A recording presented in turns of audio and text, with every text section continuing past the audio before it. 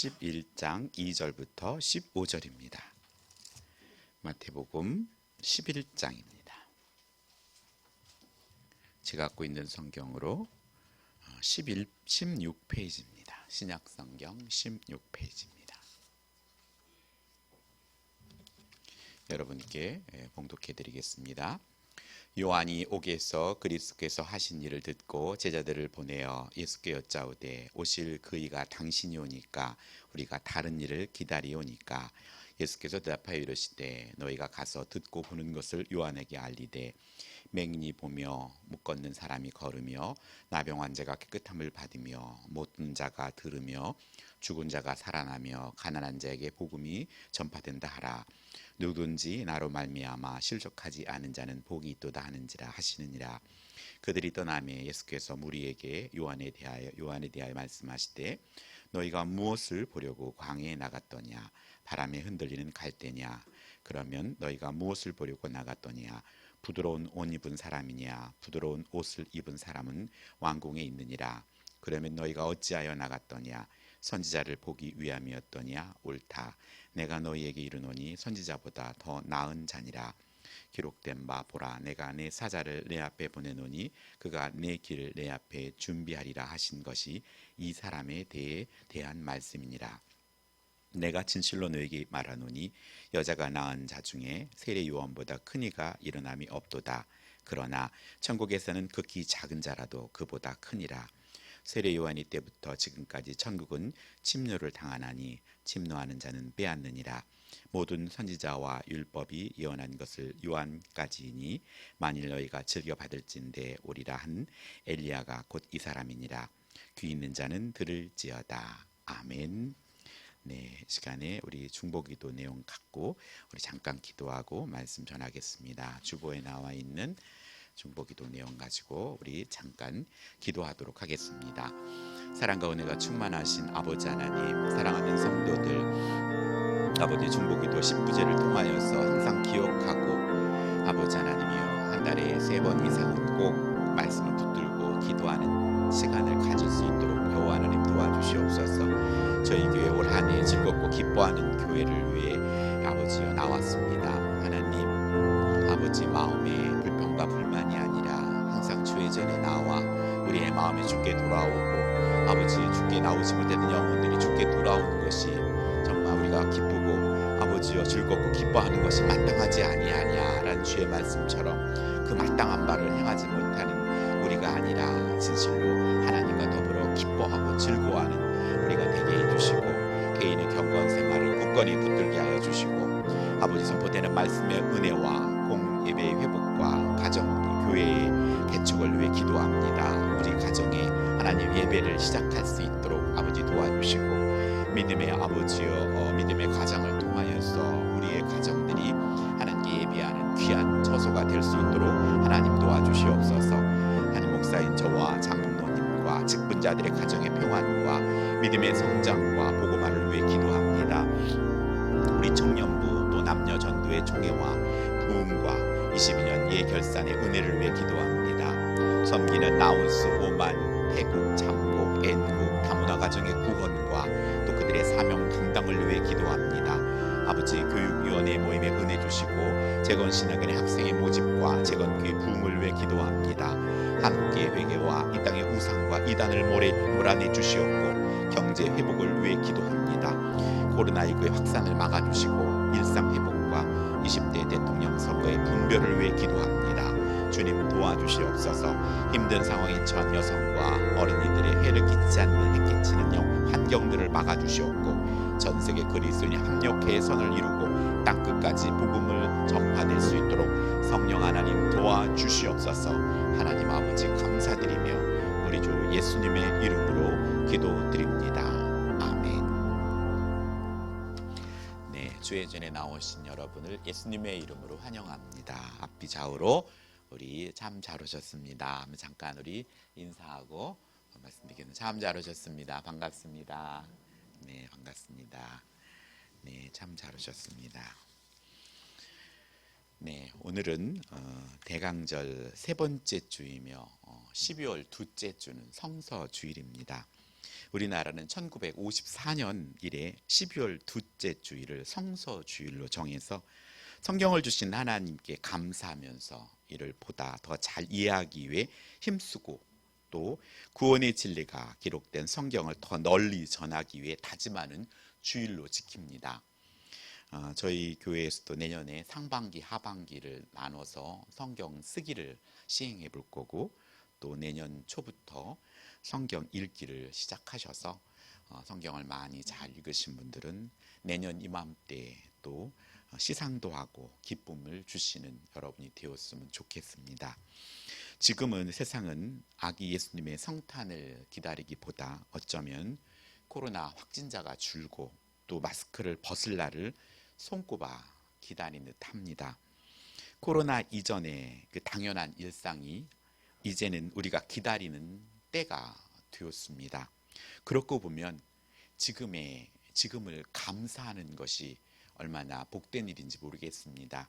지금 이렇게 두 발로 나와서 하나님을 찬양하는 것, 또 어떤 이에게는 한 번 더 걷고 싶고 한 번 더 움직이고 싶은 그 시절인데 우리는 지금을 감사하지 못하는 걸 보면 지금을 범사에 감사하는 것이 얼마나 하나님이 원하시는 삶인가 생각됩니다.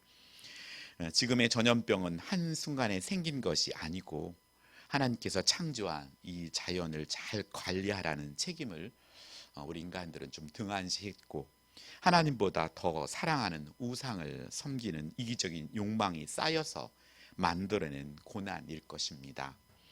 이런 어려움은 지금만 있었던 것이 아니라 과거에도 있었고 또 우리가 이렇게 방치된다면 또 자연을 계속 관리하지 못한다면 또 다른 고난들이 또 예고돼 있는 것이 사실입니다. 예수님이 태어나던 그때에도 메시아의 기다림을 기다렸다고는 하나 몇몇 사람들 외에는 예수님이 태어나신다는 사실조차 몰랐고 예수님이 태어날 따뜻한 방 하나 없어서 예수님은 마국간에 태어나셨던 것입니다. 그러니 성탄의 캐롤과 또 반짝이는 트리와 장식불 또 성탄의 선물들은 있을 리가 없습니다. 말이 마국간이지 온돌이 안 되는 곳에서는 정말 너무 추웠겠죠. 우리가 상상하는 그렇게 포근한 말구유가 아니라 그냥 보일러가 안 틀어져 있는 곳이니 얼마나 추웠겠습니까?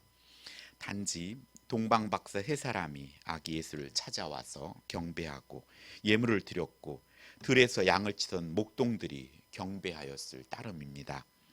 성탄절에 우리가 받을 수 있는 가장 큰 선물이 있다면 그리고 우리가 가장 애타게 기다리는 것이라 할 것이라면 바로 예수님입니다. 예수님보다 더 큰 선물은 없으며 예수님의 탄생보다 더 즐거운 소식은 없습니다. 예수님보다 더 많이 널리 알려야 할 분이 없고 예수님보다 더 찬란한 조명을 받을 분이 없습니다. 그러므로 이번 성탄절에는 오직 예수님만을 기다리고 오직 예수님만을 경배하며 오직 예수님만을 즐거워하길 소원합니다. 저도 한 몇 주 전에 집에 이렇게 포장해 놓았던 성탄 트리를 꺼내서 가끔 수원에 내려가면 코드를 꽂고 주님이 오심을 또 기다리며 또 하나 주님이 오셨음을 또 다시 오실 주님을 기대하곤 합니다. 그리스도인들에게 성탄의 의미는 무엇이겠습니까? 단지 2000년 전에 예수님이 탄생하신 날을 기억하고 기념하는 것만은 아닙니다. 예수님의 탄생을 기억하고 기념하는 것도 물론 의미가 있지만 예수님은 많은 위인들처럼 옛날에 태어났다가 옛날에 돌아가신 분이 아닙니다. 육신으로 오신 예수님은 부활하셨고 또 승천하신 후에 지금도 성령으로 우리와 함께 하시고 장차 영광 중에 다시 오실 것입니다. 그러므로 성탄의 의미는 옛적의 성탄절에 기억할 뿐 아니라 주님의 재림을 기다리는 것입니다. 기다린다는 것은 준비한다는 것입니다. 그 준비는 하나님의 마음으로 기다릴 때 그 만남은 축복의 자리가 됩니다. 이 믿음의 경주를 달리지만 자신이 기대하는 예수님과 또 예수님이 오셔서 우리로 주시고자 하는 것이 딱 맞는 그런 기다림을 기다림으로 준비된 삶은 오늘 우리가 살아야 합니다. 이것은 예배를 통해 또 성령으로 우리 마음에 자연스럽게 흘러 들어오게 됩니다. 우리가 어떻게 살아야 할 것인가? 그거는 말씀과 성령의 조명하심을 통해 우리에게 흘러 들어온다는 사실입니다. 솔로몬이 1,000번제를 드렸을 때 하나님께서 무엇 줄까 하고 구하라고 합니다.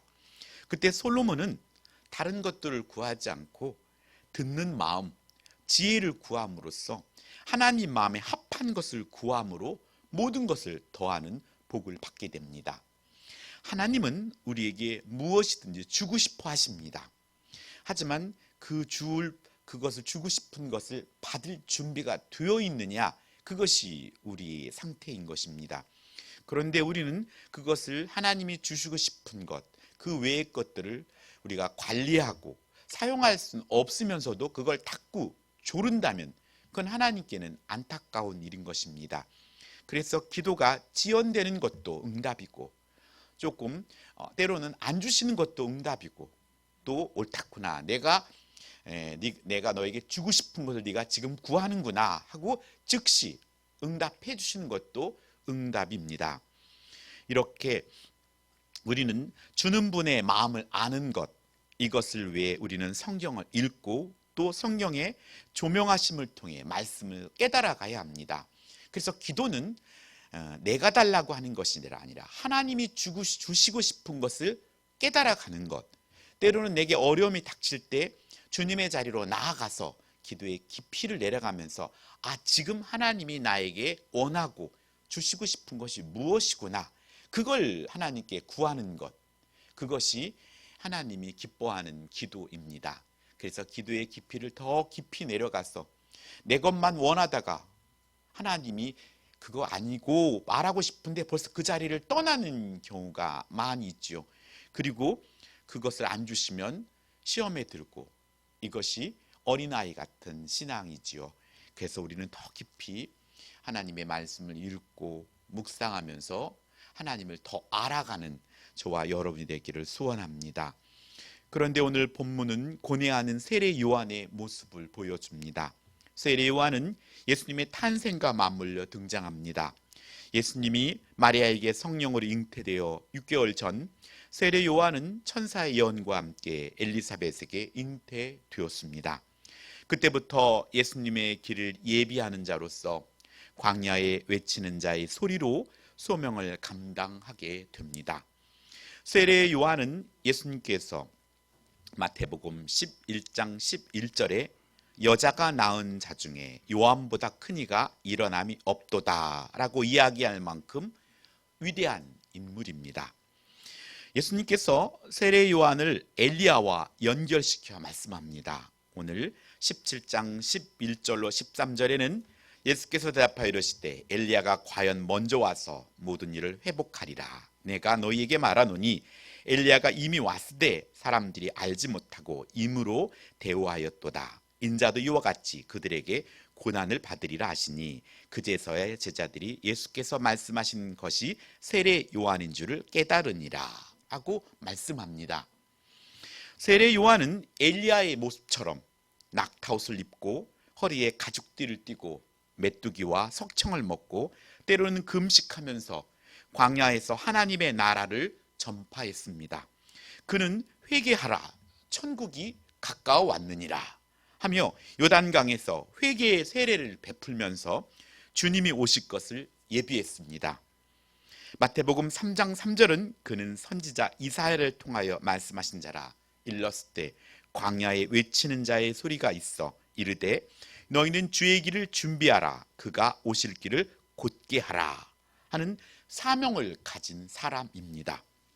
세례를 받으러 나오는 바리새인과 또 사두개인들을 향하여 거침없이 독사의 자식들아, 누가 너희를 가리켜 임박할 종말을 피하라 하더냐라고 외친 자가 세례 요한입니다. 그는 거침없는 말과 행동은 당시 왕이었던 헤롯 왕을 향해서도 다르지 않았습니다. 헤롯 왕이 동생 빌립의 헤로디아를 자기 아내로 맞이한 데 대해서 세례 요한은 옳지 않다고 말할 정도였습니다. 이렇게 당당하고 투사 같았던 충성스러운 세례 요한도 오늘 본문 3절에 예수께서 여짜오되 그가 오실 그이가 당신이 오니까 아니면 우리가 다른 일을 기다리오리까 라고 이 질문은 참으로 인간적인 질문이고 세례 요한의 고뇌를 보여줍니다. 강직했던 세례 요한은 헤롯 왕을 향해 동생 빌립의 아내 헤로디아를 아내로 맞이한 것이 옳지 않다고 당당히 말함으로 감옥에 갇혔습니다. 그 시대 때의 왕권은 지금의 대통령제하고는 비교도 안 될 것 같이 그 시대는 대통령의 말이 곧 법이었지 않습니까? 그 시대 때 당당하게 왕의 잘못한 것을 바르게 말할 수 있었던 그 당당함, 그것 때문에 그에게 죽음이 다가오고 있었습니다. 많은 사람들이 세례 요한을 따랐고 그는 하나님의 말씀을 따라 살았습니다.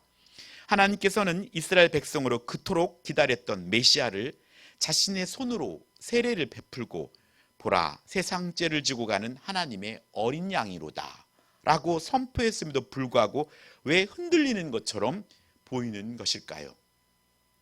이유는 세례 요한은 옥에서 예수님께서 하신 일들을 제자들을 통해 듣습니다. 여기서 세례 요한은 자신이 기다리는 메시아와 예수님께서 하시는 일을 제자들의 등에 통해 듣고서 그 차이를 발견하게 됩니다. 2000년 전 메시아를 기다렸던 이스라엘 백성들은 그들의 현실 속에 바라는 메시아를 기다렸기에 정작 예수님이 오실 때에 예수님을 소수만이 알아보았던 것입니다. 그렇다면 우리도 다시 오실 예수님을 기다리고 준비하는 삶이 현실의 문제를 해결하는 주님만을 기다린다면 우리도 주님이 원하시는 준비를 하고 기다리는 것이 아니기에 주님을 몰라볼 수 있다는 것입니다. 주의 말씀을 오해하고 때로는 주의 말씀을 순수하게 다 받아들이지 못할 수 있다는 것입니다. 주님 앞서 온 세례 요한도 여기서 고뇌를 합니다. 고뇌가 있다는 것은 그래도 인식을 하고 있다는 것이지만 문제는 아무 관심이 없다면 그것은 정말 큰 위기입니다. 그것이 바로 영적인 문둥병자와 똑같기 때문입니다. 마태복음 3장 10절로 12절을 보면 세례 요한이 기대하는 메시아상을 살펴볼 수 있습니다. 그는 광야에 외치며 다음과 같이 선포합니다. 이미 도끼가 나무 뿌리에 놓였으니 좋은 열매를 맺지 아니하는 나무마다 찍혀 불에 던지리라. 나는 너희에게 회개하기 위하여 물로 세례를 베풀거니와 내 뒤에 오시는 이는 나보다 능력이 많으시니 나는 그의 신을 들기도 감당하지 못하겠노라. 그는 성령과 불로 너희에게 세례를 베푸실 것이요 손에 키를 들고 자기의 타작마당을 정하게 하사 알곡은 모아 곳간에 들이고 쭉정이는 꺼지지 않은 불에 태우시리라 라고 말씀합니다.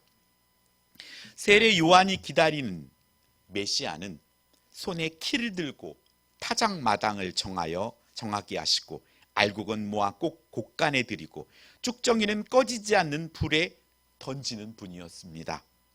이는 마지막 때 분명 우리가 기다리는 모습입니다. 하지만 마지막 때는 하나님만 아시고 아무도 알 수 없습니다.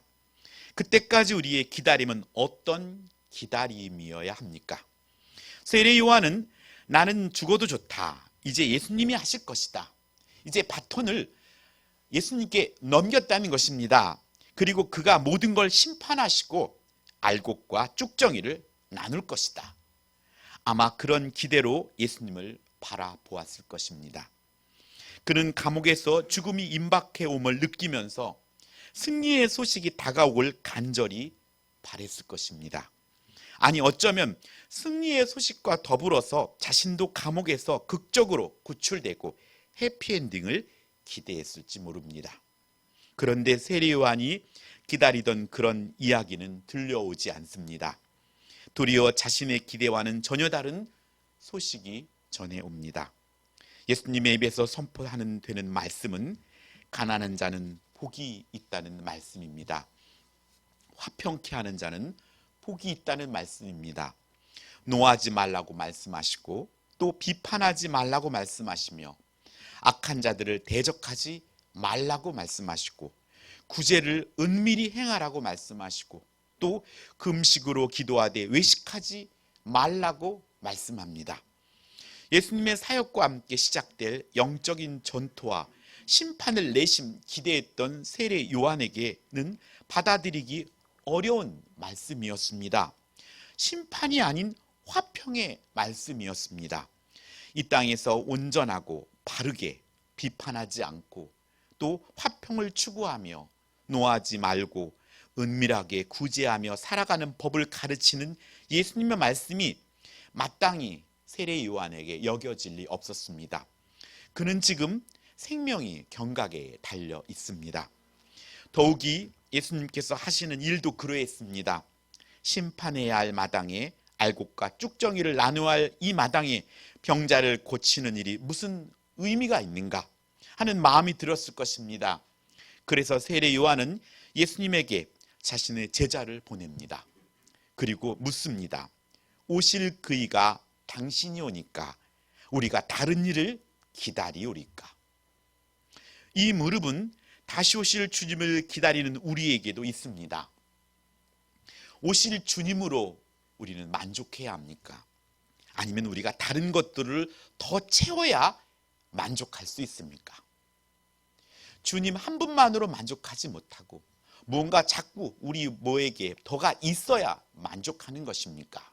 하고 우리 스스로도 우리의 삶 가운데 질문하게 됩니다. 사실 살면서 우리는 우리의 기대와 전혀 다르게 행하시는 하나님을 경험할 때가 많습니다. 그때마다 당황스럽고 때로는 혼란스러우며 고통스러운 의문을 갖게 됩니다. 마치 불신앙에 가까워지는 듯 우리의 마음이 혼란스러워질 때가 한두 번이 아닙니다. 참으로 다행인 것은 위대한 세례 요한도 그리 했다는 점입니다. 그도 회의했고 의심했으며 주님께 의심을 표출했습니다. 그가 생각하는 예수님이 아니었을 때 그 또한 선뜻 예수님을 온전히 의지하거나 받아들이려 하지 않았다는 것입니다. 오실 그이가 당신이 맞습니까? 아니면 다른 일을 우리가 기다려야 합니까? 그러나 주님은 세례 요한에게 다음과 같이 말씀하십니다. 마태복음 11장 4절 6절에 예수께서 대답하여 이르시되 너희가 가서 듣고 보는 것을 요한에게 알리되 맹인이 보며 또 못 걷는 사람이 걸으며 나병한 자가 깨끗함을 받으며 못 듣는 자가 들으며 죽은 자가 살아나며 가난한 자에게 복음이 전파된대 하라.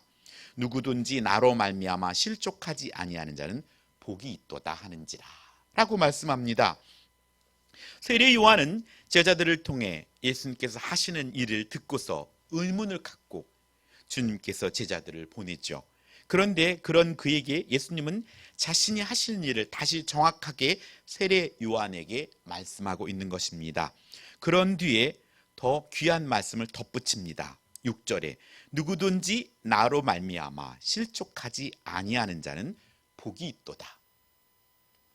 사람들은 하나님의 사랑을 어린아이처럼 순수하게 받지 못하고 자신의 욕심대로 해석하며 보고 싶은 것만 보고 듣고 싶은 것만 들으려 합니다. 저는 어린이집에서 누에 실험을 하면서 이렇게 누에 씨를 보내오면 그거를 키우면 아주 점만한 그 씨들이 뽕잎을 먹이면 쑥쑥 자라서 나중에 고치를 짓는 걸 아이들에게 보여줍니다. 달걀 판을 갖다 놓으면 거기다 고치를 져요. 그때 생각나는 게 뭐가 생각나면 옛 어르신들이 제가 시골에 살 때 한 집에 보면은 한 그 공간을 모두 누에를 쳤던 기억이 있어요. 그리고 새끼를 꼬아서 누에가 고치를 지을 수 있도록 때가 되면 거기에 누에들이 삭삭삭삭삭 뽕잎을 갉아먹는 소리가 들리고 그런 어르신들이 그 얘기를 했어요. 옛날에는 먹을 게 없어서 애기들한테 누에를 줬어.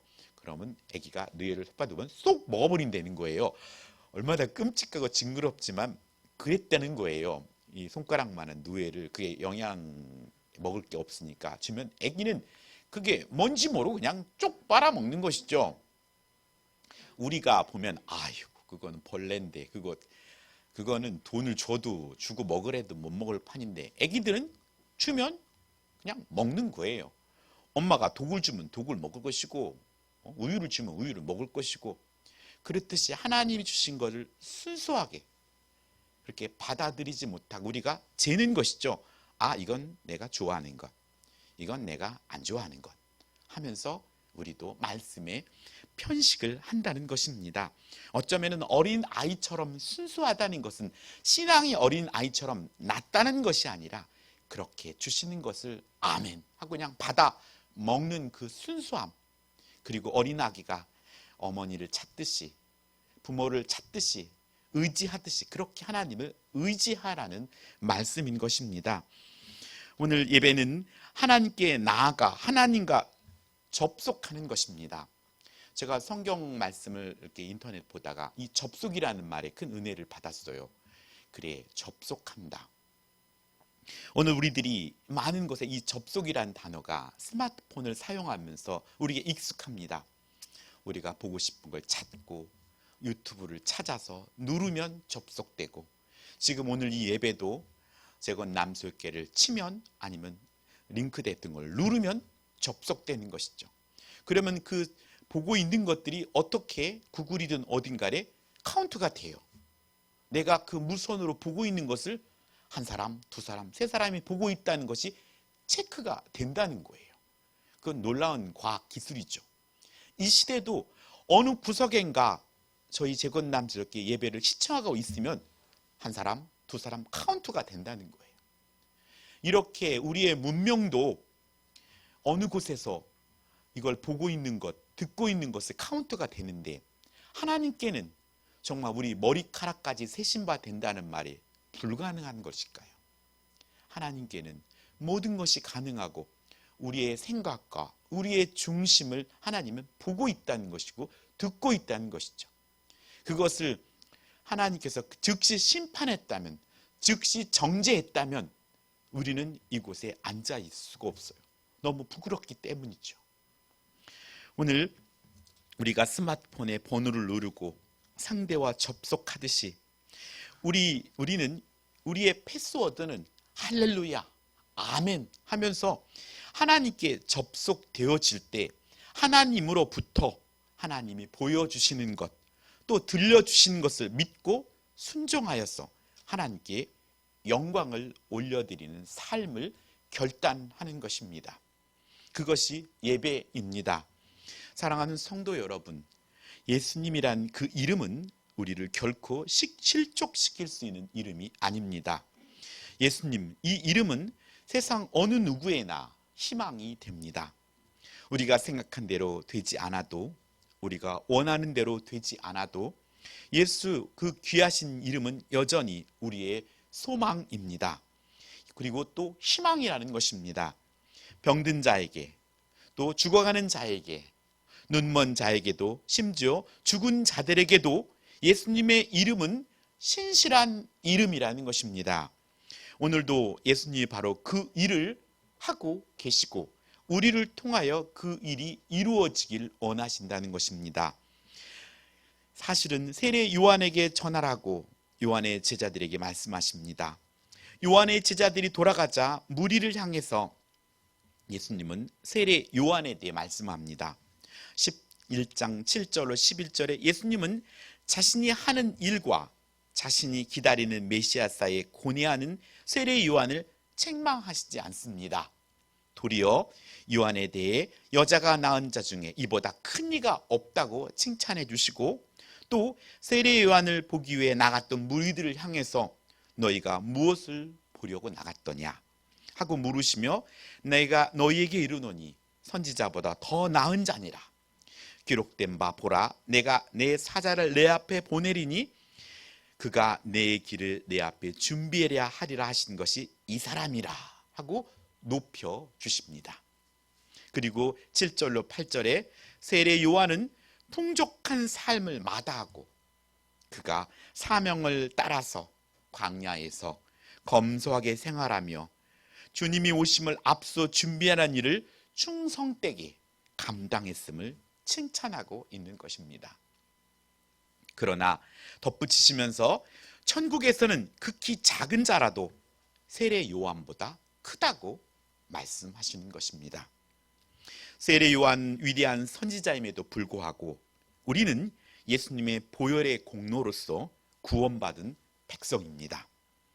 예수 그리스도를 믿음으로 하나님의 자녀가 된 제자로서, 또 주님이 우리를 친구라고, 우리를 형제라고 일컬음 받는 존재이며, 장차 교회는 예수 그리스도의 신부로서 우리가 하나님 주님께서 삼아 주신다는 것에 우리는 감사해야 하는 것입니다. 다시 오실 주님은 마지막에 심판주로 분명히 오실 것입니다. 알곡은 모아서 곳간에 드리고 쭉정이는 불태우실 것입니다. 하지만 오실 때까지 믿음으로 맡겨진 일을 잘 감당하는 자에게 주님은 평화의 왕으로 오시길 원하신다는 것을 믿으시기 바랍니다. 이에 예수님은 세례 요한으로 준비되었고, 예수님을 통해 궁극적으로 완성될 하나님의 나라가 이미 이 땅에 시작되었음을 밝히 말씀합니다. 하여서 마태복음 11장 12절에 세례 요한의 때부터 지금까지 천국은 침노를 당하나니 침노하는 자가 빼앗느니라 라고 말씀합니다. 여기서 침노하는 자는 열렬히 적극적으로 천국을 사모하는 자들은 반드시 그 나라에 이르게 될 것이라는 것입니다. 우리의 삶 가운데 주님이 주신 마음입니다. 꼭 해야 될 것 같고, 또 이것을 위해서 열정, 이것은 하나님이 주신 마음입니다. 무엇보다도 하나님의 나라에 들어갈 준비를 하는 것. 우리 학생들도 좋은 직장과 좋은 학교를 들어가기 위해서 준비를 하지 않습니까? 하지만 무엇보다도 우리가 준비할 것은 하나님의 나라에 들어가기 위해서 소극적인 준비가 아니라 적극적으로 준비해야 한다는 것입니다. 그들이 천국을 차지한다는 것입니다. 기다렸느냐? 또 무엇을 보려고 교회에 왔더냐? 목사가 어떤 말을 전하고 찬양대가 어떤 찬양을 드리는지 구경하러 왔느냐? 누가 어떤 일을 하는지 판단하고 점검하려고 왔느냐? 자신의 뜻과 꿈을 이루기 위해 왔느냐? 너희가 어찌하여 교회에 왔더냐? 참 선지자, 온전하신 주님을 배려함이 아니더냐? 결국 여러분은 말씀을 통해서 하나님을 만나고자 교회에 온 것입니다. 하나님을 못 만났다면 이 예배당 자리에 앉아서 주님 만날 때까지 간구하며 주님을 만나고 가야 하는 것입니다. 극장 가서 간판만 보고 가면 아무 소용이 없는 것이죠. 들어가서 영화를 끝까지 다 관람한 것이 본 것이듯이 만나야 하는 것이 중요합니다. 그래서 오늘이 여러분이 예배를 통하여서 또 말씀을 통하여서 우리 하나님을 만나기를 간절히 소원합니다. 하여서 진실로 예수님을 만나려 함이 하여 주로 인해서 하나님의 말씀을 통해서 그 들려지는 말씀들을 통해서 실족하지 않는 자가 복이 있는 것입니다. 말씀을 통해서 그래서 성숙하다는 것은 어떠한 것을 던져주어도 받아 먹을 수 있는 것입니다. 저도 나이가 많이 먹진 않았는데 잇몸이 약해서 딱딱한 것을 잘 안 먹으려 해요. 예전엔 이빨로 병마개도 따고 막 다 했는데 이제는 못하겠는 거예요. 이러다가 이빨이 빠지면 어떡하나 생각이 드는 거예요. 그렇듯이 우리의 영적인 상태가 무엇을 주든지 주십시오. 제가 다 먹을 수 있습니다. 그것이 성숙한 사람입니다. 주는 자 입장에서 저 사람은 저거 못 먹지, 저거 주면 저 사람은 안 먹는다고 해, 저건 저 사람한테 너무 딱딱하고 질겨 하면은 그 사람에게 맞춰주는 것에도 불구하고 그는 그것조차도 소화를 못 해낼 수가 있는 것, 그건 연약하다는 것입니다. 우리가 더욱더 주의 믿음으로 우리의 신앙이 자라서 주님 어떠한 말을 주시더라도 제가 아멘하며 순종하겠습니다. 이런 그리스도의 장성한 분량만큼 성장하는 우리 재건남석의 온 성도가 되기를 예수님의 이름으로 축복합니다. 사랑하는 성도 여러분, 예수 그리스도 그 이름에 희망을 걸길 원합니다. 우리가 코로나19의 전염병 상황에서도 억울한 일을 당해도 예수님의 이름은 여전히 우리에게 신실한 이름입니다. 우리가 다른 이들이 겪지 않는 힘든 일을 경험하게 된다 할지라도 예수님의 이름은 여전히 우리에게 귀한 이름입니다. 그분이 이 땅에 하나님 나라에 이르는 길을 열어 놓으셨기 때문입니다. 성탄을 기다리는 우리는 하나님 나라 천국을 사모하며 다시 오실 주님을 기다리며 현실 속에 갇힌 믿음에서 주님의 말씀을 온전히 순종하고 또 성령의 인도함을 받기를 소원합니다. 계시록 22장 20절에 내가 진실로 속히 오리라 하시거늘 아멘 주 예수여 오시옵소서. 이게 마라나타지요. 이 말씀처럼 속히 평화의 왕으로 오실 주님을 준비하는 그런 복된 대강절 기간이 되시기를 주 예수 그리스도의 이름으로 축복합니다. 기도하겠습니다. 사랑과 은혜가 충만하신 아버지 하나님 감사드립니다. 주님의 오심을 준비하는 자로 세례 요한을 택하신 것처럼 다시 오실 주님의 길을 준비하는 자로 저희를 선택하여 주심을 감사드립니다. 속히 오실 주님을 기다리며 맡겨진 십자가를 지는 자에게 평화의 왕으로 오시고 천국을 사모함으로 적극적으로 성령의 인도함을 받아 주님의 마음에 합한 것을 구하고 내 이웃을 내 몸처럼 사랑하기 위해서 우리가 실력과 능력도 갖추고 적극적으로 실천하여서 주님을 기다리게 하여 주시옵소서. 감사드리며 우리 주 예수님의 이름으로 기도드립니다. 아멘.